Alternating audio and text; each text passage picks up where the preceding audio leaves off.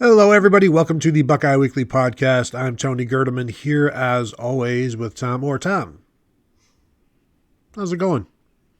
Tony, as we all know, timing in life is everything. So when we put up a show on Thursday morning with a preview of, hey, here's a linebacker you may want to keep an eye on in the portal, and then that player committed like 30 minutes after we put up that show, it was like, well, good news. We don't need to do another show about Christian Alliegro. We just did one.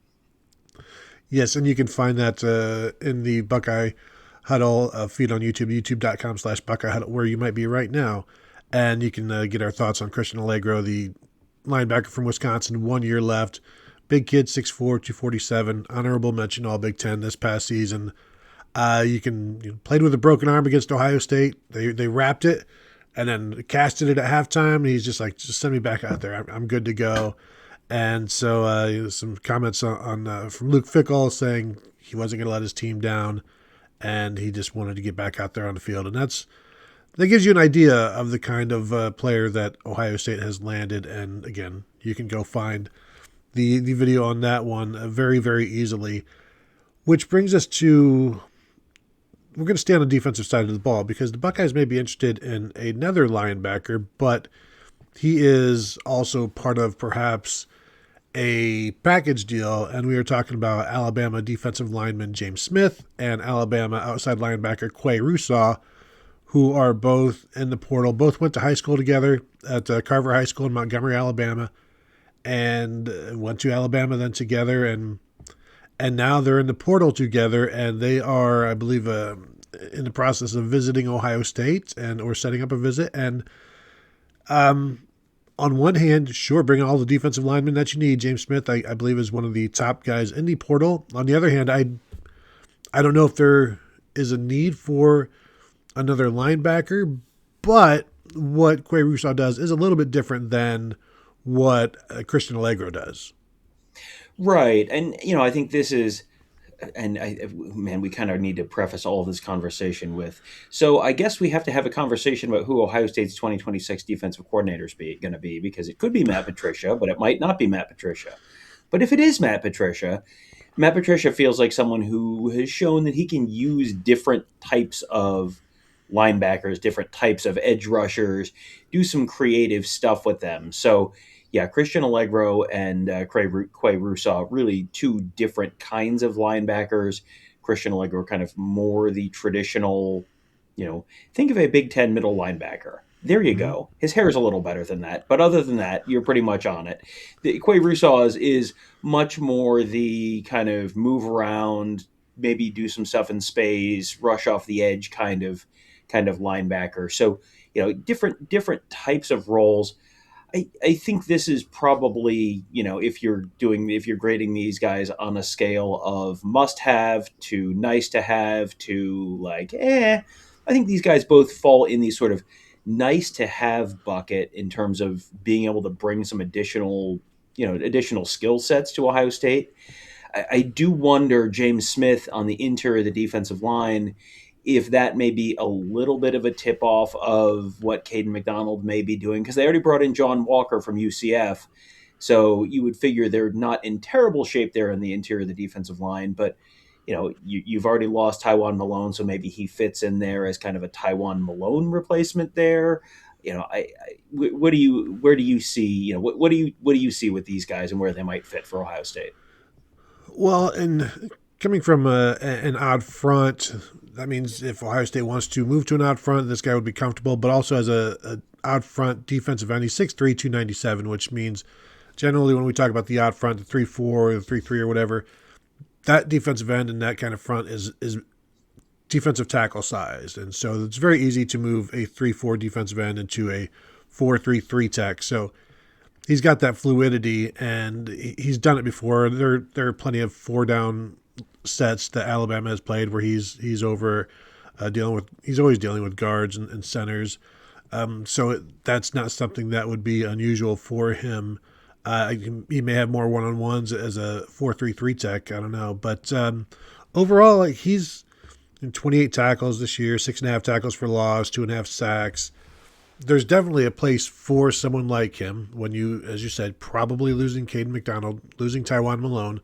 Those are your two generally season-long starters. Tywan Malone eventually took over and played well.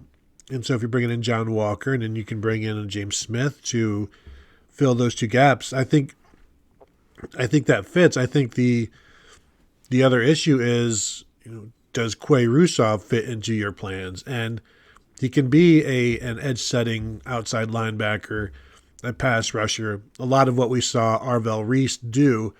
I'm wondering if you're using possibly two different players to do what Arvell Reese did. Like if you were to sign Qua Russaw, is he the line of scrimmage Arvell Reese, and is Christian Alliegro the linebacker Arvell Reese?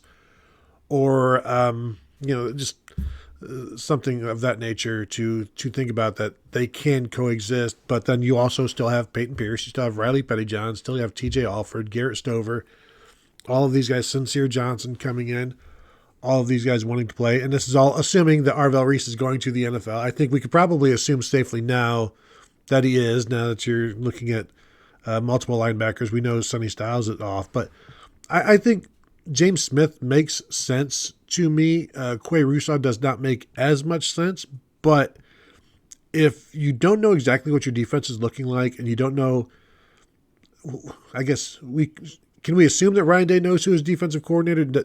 Is he assuming, does he know that Matt Patricia is sticking around? Because then also Matt Patricia has a lot of say in all of this as well, and the more bodies I guess you can bring in and afford and find a place for, are you going to tell this guy no? Yeah, I don't know if you're going to tell him no. I mean, you look through his numbers, and I will get to the Matt Patricia thing in a minute, but going game by game through his stats, 7 tackles against Tennessee for James Smith this year. Had a tackle for 5 tackles against Auburn. This is someone who's, really not just a space eater potentially on the defensive line, but someone who could maybe be like a really impactful player on the defensive line.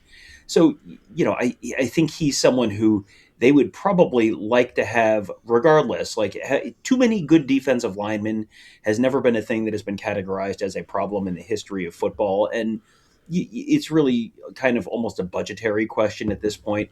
How many resources do you want to dedicate to those guys? But you're not going to have anyone you're paying like Caleb Downs this year on that defense, I don't think. Maybe if you're trying to get someone to come back, maybe you're getting someone in that range. But you see them running into budgetary issues on the offensive side of the ball to a certain degree, and everyone has to make choices right now, because this is like, your dog has puppies, and you cannot keep all the puppies, so you cannot, unfortunately some of them are going to have to go away. Everyone is kind of running into this issue right now, and so yeah, I think Smith would be someone that they would probably really like to add. Russaw is probably a nice to have. If you end up with both of them, that makes the defense unquestionably better. I don't know really how sure everyone is about what the defensive coordinator situation is for next year. I think right now my expectation would be that Matt Patricia is coming back, but you're just getting into Black Monday and the black days that follow Black Monday. Mike McDaniel, the Dolphins coach, just got fired about 2 hours ago. So, who's going to get hired for the Dolphins job, and who are they going to want to bring in as a defensive coordinator? I don't know that everyone knows all of those answers yet. So if, and I could absolutely see Matt Patricia being someone who is a sought after commodity in the NFL defensive coordinator hiring cycle. Does he want to go back?